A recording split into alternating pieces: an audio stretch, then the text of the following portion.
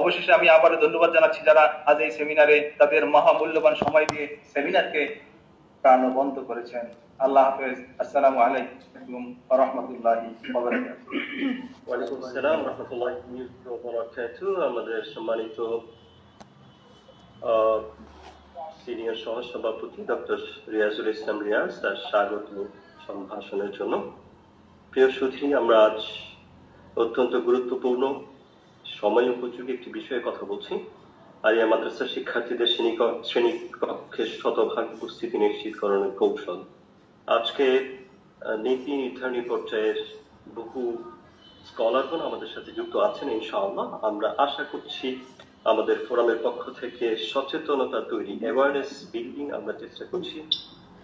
আমরা আলোচনায় রাখার চেষ্টা করছি আমাদের সমস্যাগুলি, বৈষম্যগুলির। ইনশাআল্লাহ এর মাধ্যমে আশা করছি, আমরা কামনা করছি আমরা আল্লাহ তাআলা যেন আমাদের পথ বাঁধতে দেয় ইনশাআল্লাহ। প্রিয় উপস্থিতি, আপনাদের জন্য একটি ঘোষণা। আপনারা যারা যুক্ত হয়েছেন সকলের কাছে বিনীত আবেদন থাকে আপনাদের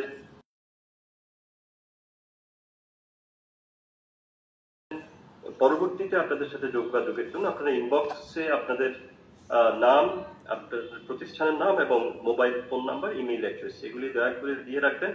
ইনশাআল্লাহ পরবর্তীতে আপনাদের সাথে যোগাযোগ রক্ষা করার জন্য, নেটওয়ার্কিং এর জন্য আমাদের সুবিধা হবে। প্রিয় সুধী, প্রিয় আসাতিজায়ে কেরাম, আমরা এই পর্যায়ে আমরা চলে যেতে চাই প্রবন্ধ উপস্থাপনে।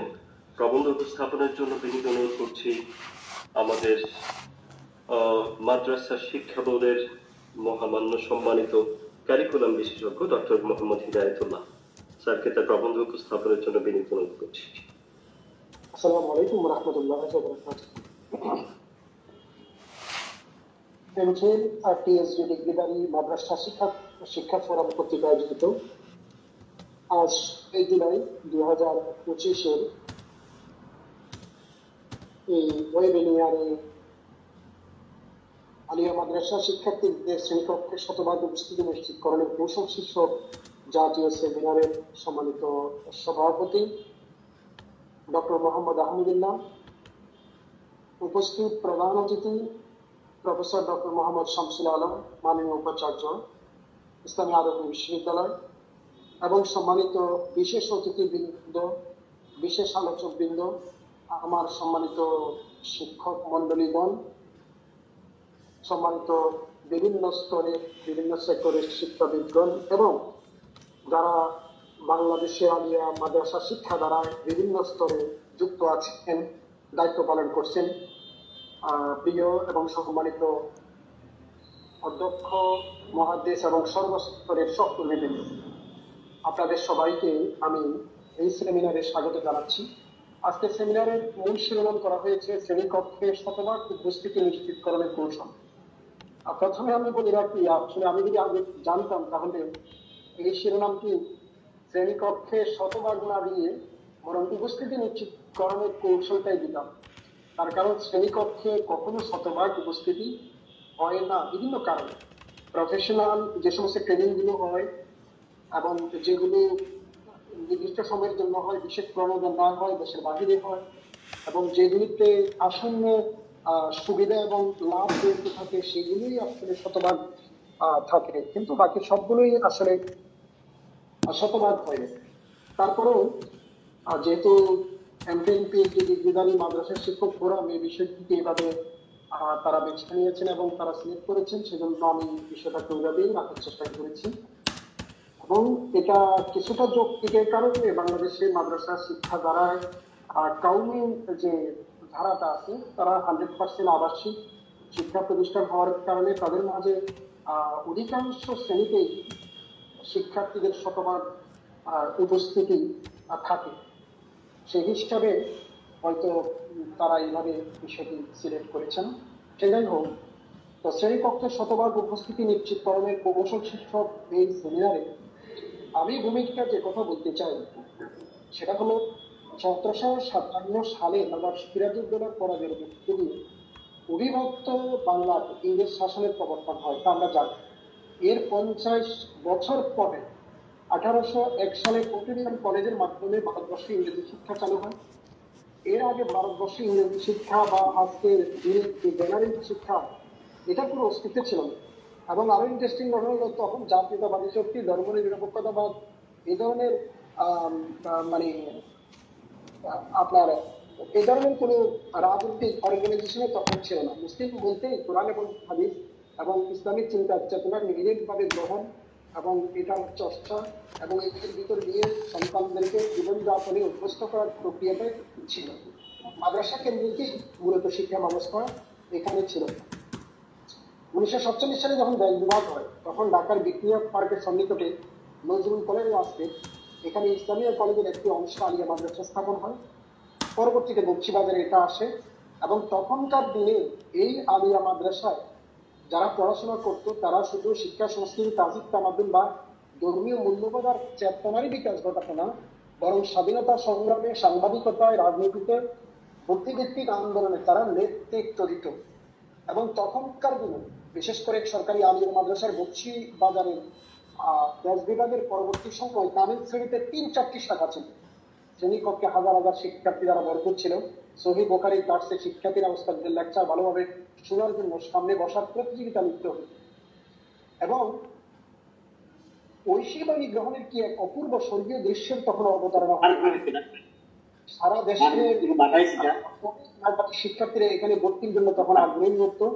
ওস্তাদদের রুহানি বরকত ও দোয়া দিতে এবং তাদের সান্নিধ্য থেকে আমলি জিন্দিগিকে আরো শানিত করতে শিক্ষার্থীরা তখন মনোযোগী ছিল। কখনো কখনো নিজেদের মাঝে আমলি চেতনাবোধ কর্মকাণ্ডের প্রতিযোগিতা করা লিপ্ত হতো। ফলে মাদ্রাসা থেকে হাজার হাজার তারা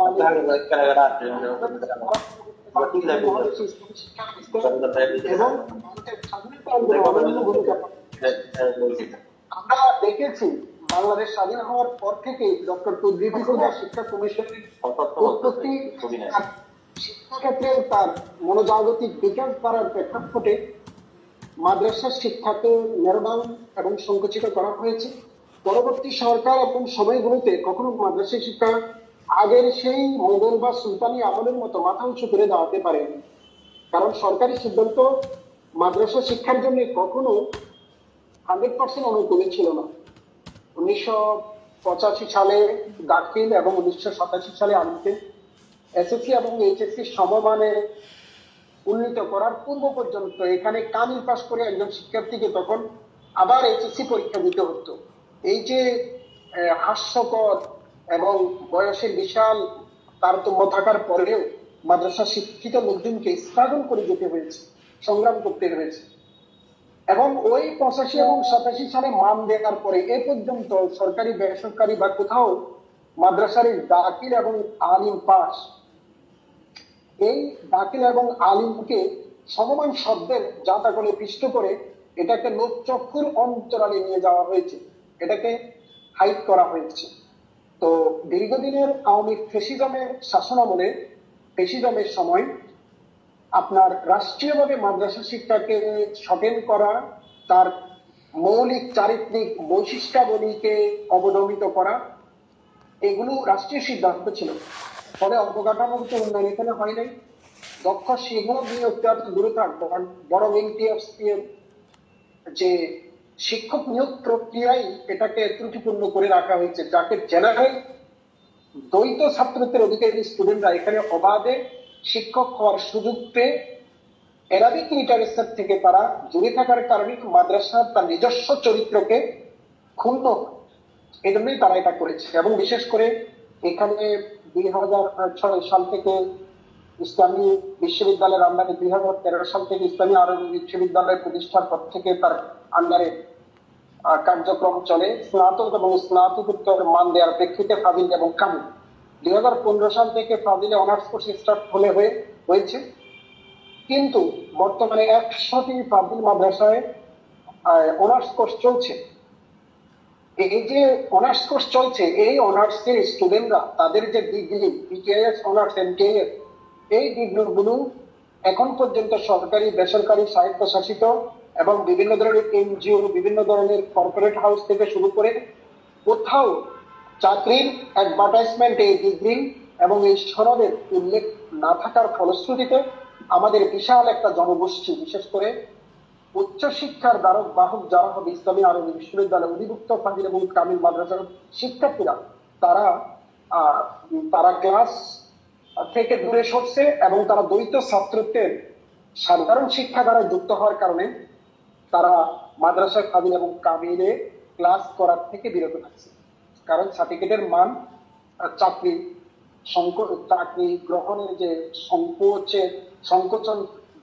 সংকোচনের বহুমাত্রিক যে রাষ্ট্রীয় এবং বিদেশি এনজিওদের যে প্রক্রিয়া, এগুলোর ফলশ্রুতিতে তারা ভবিষ্যতে চাকরিটাকে এনশিওর করার ক্ষেত্রেই তারা অন্যান্য সাবজেক্টে এবং কলেজ এবং বিশ্ববিদ্যালয়ের সাধারণ শিক্ষা দ্বারা তারা চলে যাওয়ার জন্য তীব্র প্রতিযোগিতা লিপ্ত হয়েছে। এরই ফলশ্রুতিতে আজকে সংকট দেখা দিয়েছে ফাজিল এবং কামিল মাদ্রাসাগুলোতে, ছাত্র সংকট। এরই মাঝে আজকে তার প্রভাব পড়েছে আলিম স্তরে। বিশেষ করে এইবার দাখিল পরীক্ষা 2,93,000 পরীক্ষা দিলেও মাত্র 86,000 দিয়েছে আলিম পরীক্ষা। তার মানে 3 ভাগের 1 ভাগ স্টুডেন্ট দাখিল পাস করার পরে আর মাদ্রাসায় থাকছে না।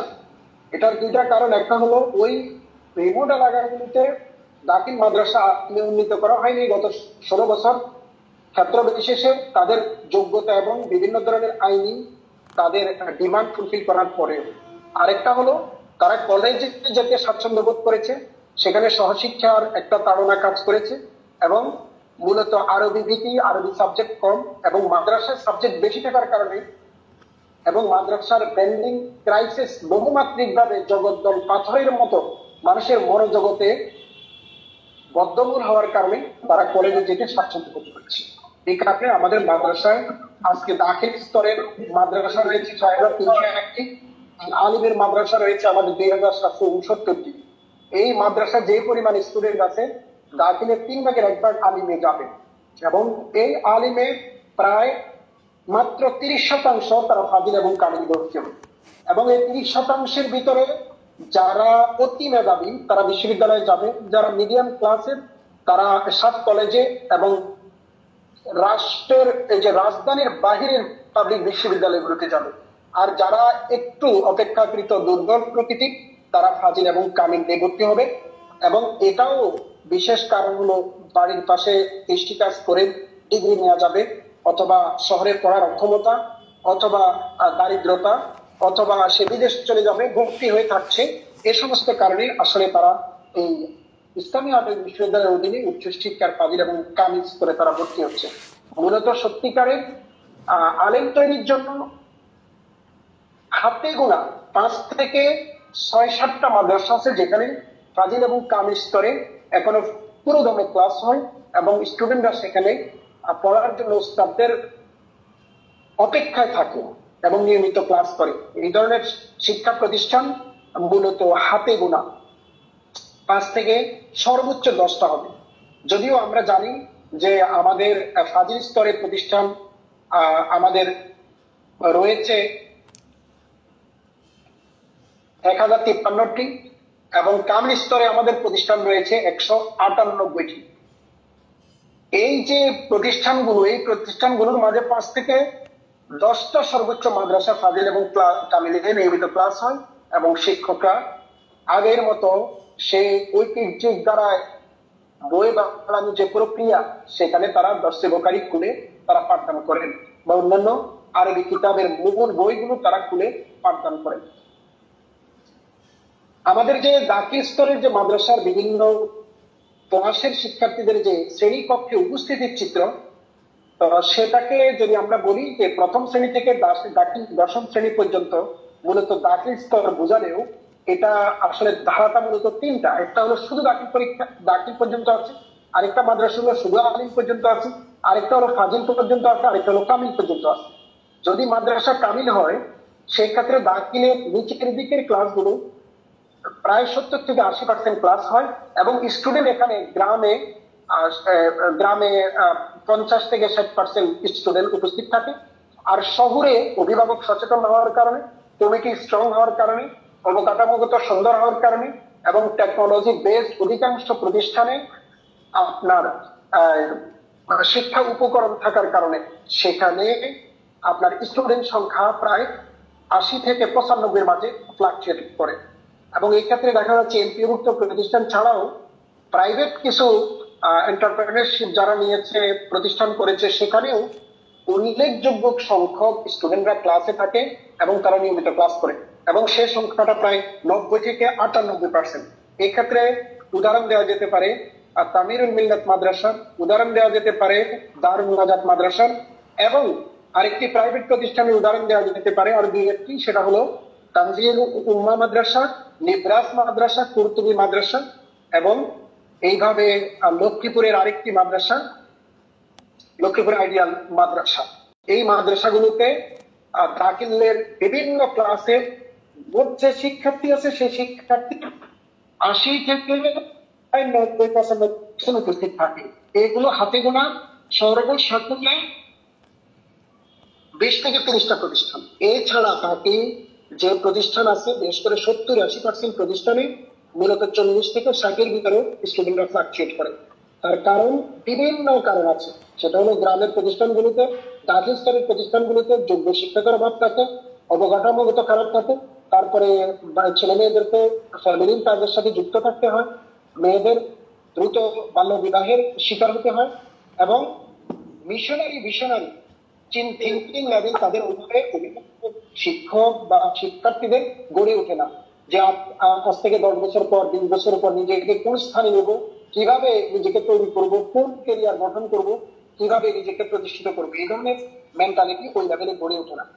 সেই ক্ষেত্রে শহরের প্রতিষ্ঠানগুলো যেগুলো দাখিল আলিম এবং ফাজিল যে স্তরে এবং নিচের দিকের ক্লাসগুলো উপস্থিতির সংখ্যা এবং মানে অনেকটাই সন্তোষজনক করতে হবে। আর এখানে দুইটা মানে বিশেষ ধারা আছে। একটা ধারা হলো গ্রামের টোটাল প্রতিষ্ঠানগুলোর ছন্দটা একরকম, আর শহরের প্রতিষ্ঠানগুলোর ছন্দ আরেক রকম। শহরে যারা মাদ্রাসায় পড়াশোনা করে এরা জেনে বুঝে মাদ্রাসা পড়াশোনা করে এবং মাদ্রাসার ভিতর দিয়ে তারা ক্যারিয়ার গঠন করতে চায়, অভিভাবকরা সচেতন, সবকিছু মিলিয়ে এখানে উপস্থিতির হারটা অনেক বেশি, বিশেষ করে আলেমের নিচের দিকে। কিন্তু ফাজিল কামিলের শহরেও শিক্ষার্থীর ক্লাসরুমে উপস্থিতিটা খুবই কম। তার কারণ ওই মেধাবীরা প্রাইভেট বিশ্ববিদ্যালয় অথবা পাবলিক বিশ্ববিদ্যালয় অথবা সব কলেজে অথবা জাতীয় বিশ্ববিদ্যালয়ের কোনো প্রতিষ্ঠিত সরকারি কলেজে তারা ভর্তি হয়। এটার মূল কারণটা হলো মূলত মাদ্রাসা শিক্ষার ব্র্যান্ডিং ক্রাইসিস চরমে উঠেছে, বহুমাত্রিক ভাবে তার ইম্প্যাক্ট করছে, এবং এটা হলো এই কারণেই তারা এই সনদ দিয়ে মাদ্রাসা সনদ দিয়ে যে বিসিএস দিতে পারে এটা অনেকে জানে না।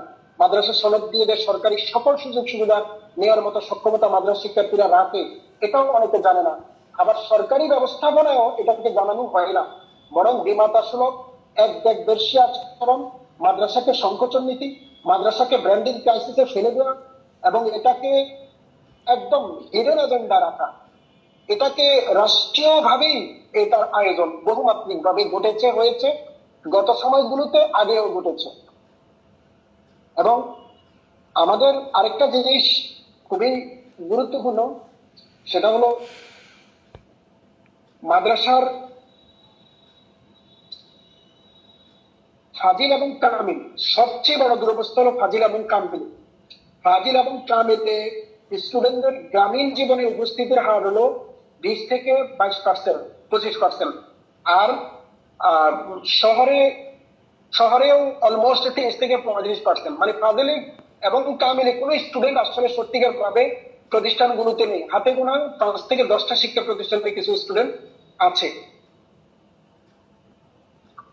তো এই যে দাখিল এবং আলী স্তরের শিক্ষার্থীদের যে শ্রেণী কক্ষে এটার অনুপস্থিতির কারণ কি, আমরা অনেকভাবে এটা অনুসন্ধান করার চেষ্টা করেছি।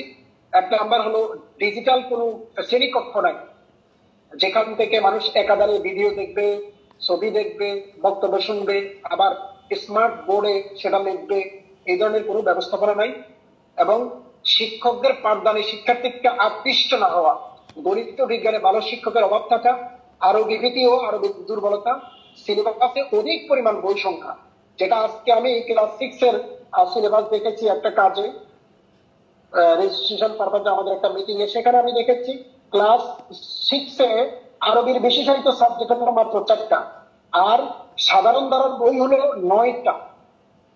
এই যে মাদ্রাসার স্পেশালিটি আরবি দক্ষতা উন্নয়ন এবং আরবি গ্রামার জানা এবং কোরআন এবং হাদিসের এই যে কম্প্রিহেন্ড বা প্রপাউন্ড নলেজ অ্যাকোয়ার করার মতো তার ক্যাপাবিলিটি বিল্ডিং, এগুলো আসলে মানে অনেকটাই সিলেবাসের শর্টেনের কারণে, আরবি জগৎটাই শর্টেনের কারণে এবং সমমান করার কারণে এটা ধস নেমেছে। এবং দক্ষ শিক্ষকের অভাব, কারণ প্যাডাগজিক্যাল কোনো ট্রেনিং মাদ্রাসায় দেওয়া হয় না, ব্যবস্থা নাই। দুর্বল মাদ্রাসা প্রশাসন ব্যবস্থা, বাল্য বিবাহ, বাড়িতে খারাপ সংজ্ঞায়ন, শ্রেণীকক্ষে হিউমিলিয়েশন, সোশ্যাল মিডিয়ার তীব্র আসক্তি, মাদ্রাসা আবাসিকতার ব্যবস্থা না থাকা। মাদ্রাসা আবাসিকতার ব্যবস্থাটা খুবই গুরুত্বপূর্ণ, এবং পাঠদানে আকর্ষণীয় না হওয়া, জীবনের টার্গেট তৈরি না হওয়া। মনোছবির অভাব, মনোছবি মানে একটা বাচ্চার তার মনোদৈহিক, তার যে মানসিক যে স্টেজ, সেখানে তার ভিতরে পুশ করে দেওয়া যে ভবিষ্যতে সে কি হতে যাচ্ছে, বা ভবিষ্যতে সে কি হলে ভালো হয়, বা ভবিষ্যতে সে গর্জিয়াস পার্সোনালিটিটা কোন প্রক্রিয়ার হবে, তাকে একটা লাইফের একটা প্ল্যান তৈরি করে দেওয়া। এবং এই এনটিআরসি এর গেল সময় গুলোতে যে প্রক্রিয়া আরবি শিক্ষক নিয়ে দিয়েছে, সেটাও একটা কারণ যে আরবি ভালো শিক্ষকের এখানে যথেষ্ট অভাব আছে। শিক্ষার্থীদের শ্রেণীকক্ষে অনুপস্থিতির কারণ হলো মাদ্রাসা শিক্ষা ট্রেনিং ক্রাইসিস। যেহেতু এরা অনেক সচেতন এবং বয়সে অনেক এগিয়ে, তারা এই ব্র্যান্ডিং ক্রাইসিস সম্পর্কে তারা ভালো জানে। সনদের মাদ্রাসা সনদের মাধ্যমে সীমিত কর্মসংস্থান। মাননীয় উপস্থাপককে সংক্ষেপ করার অনুরোধ করছি। জি, দৈত্য ছাত্রত্ব থাকা, সহজ শিক্ষার প্রতি আগ্রহ, মাদ্রাসা শিক্ষার্থীদের পরিচয়হীন অবন্যতা। তার কারণ তার বন্ধু যখন ভর্তি হচ্ছে ঢাকা কলেজে, সে বলছে ঢাকা কলেজ, আর সে বলছে আমি ফাজিলে করি অমুক মাদ্রাসা। এরপরে চাকরির নিশ্চয়তার যথেষ্ট অভাব। ঢাকার আলিমে বিভিন্ন স্তরে শিক্ষার্থীর শ্রেণী অনুপস্থিতির প্রভাব আছে। এই যে খারাপ ফলাফল, আরবির ফাউন্ডেশন দুর্বল হওয়া, জড়িয়ে পড়া, অসময় বিদেশ যাত্রা। আমি তো অনেক মূল আলোচনায় যাই যে শ্রেণীকক্ষে শতভাগ উপস্থিতি নিশ্চিত করার কৌশলটা কি। কৌশল হলো দাখিল এবং আলিম স্তরে শ্রেণীকক্ষে শতভাগ উপস্থিতি নিশ্চিত করার কৌশল হলো বৃত্তি এবং প্রণোদনা প্রদান, শ্রেণীকক্ষে আনন্দপূর্ণ পরিবেশে পাঠদান, মিড ডে মিল চালু করা, উপবৃত্তি দেওয়া, আবাসিকভাবে শিক্ষার্থীদেরকে মাদ্রাসায় রাখা, দিনই চেতনায় আলিম তৈরি করে আলেম হিসেবে গড়ে ওঠার মনোভাব তৈরি করা, শিক্ষকদের প্যাডাগজি ট্রেনিং দেওয়া, নামুসরফে দক্ষ করে গড়ে তোলা, সাপ্তাহিক বিভিন্ন প্রতিযোগিতার পুরস্কার প্রদান করা, নিয়মিত অনিয়মিত মোটিভেশনাল বক্তব্য প্রদান করা, কেরিয়ার গাইডলাইন তথা ভবিষ্যৎ পরিকল্পনা মনোছবি তৈরিতে সহায়তা করা, মাল্টিমিডিয়ার ক্লাসরুমের আয়োজন, প্রতিযোগিতা উত্তীর্ণ শিক্ষার্থীদেরকে শিক্ষার্থীদের অ্যাক্টিভিটি মিডিয়া প্রচারণা, শিক্ষার্থীদের উন্নয়নে অভিভাবকদের সংযুক্তকরণ, সাবেক সফল ও আলোকিত শিক্ষার্থীদের মোটিভেশনে কাজে লাগানো, পোশাক ভাতার আয়োজন, শ্রেণীকক্ষ শ্রেণী শিক্ষক পদ্ধতি চালু করা, শিক্ষার্থীদের তদারকির জন্য মাথাপিছু শিক্ষকদের মাঝে শিক্ষার্থীদের বন্টন, মাদ্রাসার বাধ্যতামূলক ছাত্রাবাসে শিক্ষার্থীদেরকে রাখা, ভালো শিক্ষকের মাধ্যমে পাঠদানের ব্যবস্থা, বড় আলেমদের নিয়ে মাঝে মাঝে নসিহার ব্যবস্থা, আরবিতে দক্ষ করে গড়ে তোলা, বহুমাত্রিক আয়োজন করা, কেরিয়ার গাইডলাইন সবার আয়োজন, ইংরেজি ও আরবির অতিরিক্ত ক্লাসের ব্যবস্থা করা, শিক্ষার্থীদের ফাজিল এবং কামিল স্তরে শতভাগ উপস্থিতির কৌশল হলো শৈশব থেকে আরবিতে দক্ষ করে গড়ে তোলা, সনদের মর্যাদা ও বহুমাত্রিক ব্যবহার নিশ্চিত করা, চাকরির বিজ্ঞপ্তির সকল ক্ষেত্রে সরকারি বেসরকারি সহায়তা, ডিগ্রি মাস্টার্সের পাশাপাশি ফাজিল ও কামিল ডিগ্রি ও সনদের উল্লেখ নিশ্চিত করা, ফাজিল ও কামিল ডিগ্রি ব্র্যান্ডিং ক্লাসের দূর করা, শিক্ষার্থীদের মাঝে দিন চেতনা বৃদ্ধি করা, যোগ্য দক্ষ আলিম তৈরি আলিম দিয়ে মাঝে মাঝে দাসের ব্যবস্থা করা, বিদেশি অতিথি শিক্ষকদের ব্যবস্থা করা, কেরিয়ার গাইডলাইন সবার আয়োজন করা, বিসিএস সকল চাকরির জন্য প্রাতিষ্ঠানিকভাবে এক্সট্রা কারিকুলামের অংশ হিসেবে শিক্ষার্থীদেরকে বিভিন্নভাবে গ্রুপ করে করে নিয়মিতভাবে তাদেরকে পরিচর্যা করা, আবাসিকভাবে শিক্ষার্থীদেরকে প্রতিষ্ঠানে রাখা,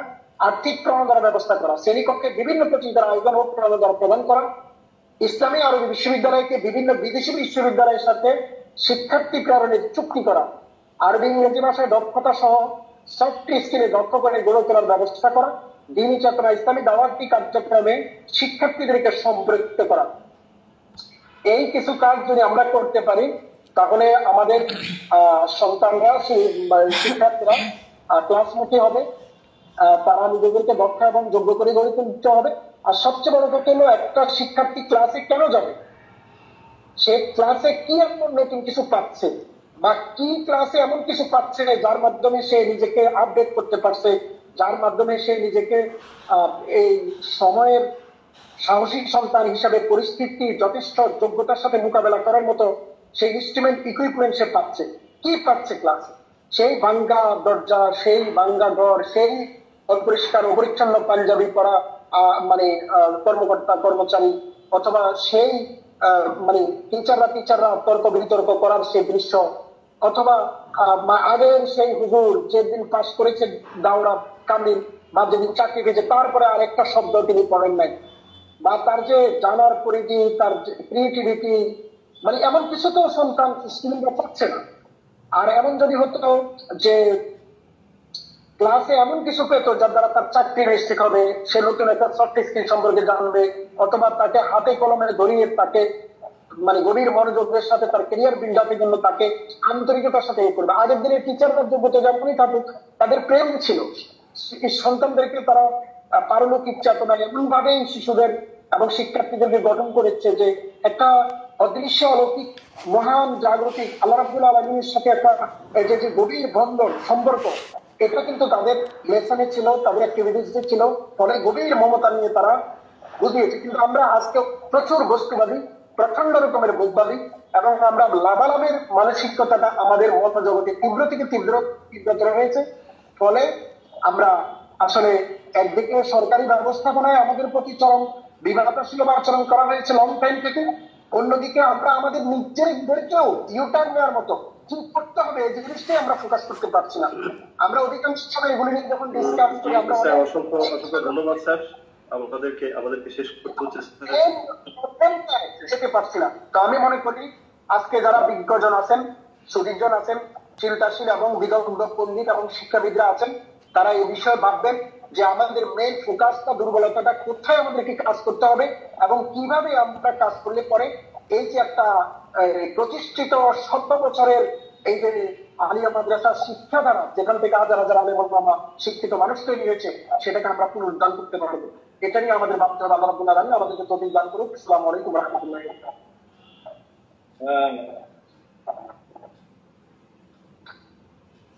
ওয়ালাইকুম আসসালাম ওয়া রাহমাতুল্লাহি ওয়া বারাকাতুহু। অসংখ্য শুকরিয়া ফাদিলাতুল উস্তাদ ডক্টর হিদায়াতুল্লাহ, আমাদের কারিকুলাম বিশেষজ্ঞ, বাংলাদেশ মাদ্রাসা শিক্ষা বোর্ড। প্রিয় উপস্থিতি, আপনাদের জ্ঞাতার্থে জানিয়ে রাখতে চাই যে আমরা গ্রুপে প্রোগ্রাম শুরু হওয়ার আগেই আমরা এখানে আধারিত আপনারা জানতে পারবেন এবং করে এই ব্যাপারটা তৈরি করেছেন, যেখানে সমসাময়িক সমস্ত তথ্য পরিসংখ্যান এসেছে। আশা করছি এই ব্যাপার আমাদের সামনে এগিয়ে যেতে আমাদের কাজ দেখবেন। প্রিয় উপস্থিতি, আমরা এই পর্যায়ে আমাদের বিশেষ আলোচক প্যানেলে চলে যেতে চাই। আমরা এ পর্যায়ে আহ্বান করছি, আমরা তার আগে আমরা কৃতজ্ঞতা জ্ঞাপন করতে চাই আমাদের ইসলামী আরবি বিশ্ববিদ্যালয়ে সম্মানিত শহীদুল ইসলাম স্যার আমাদের সাথে রয়েছেন।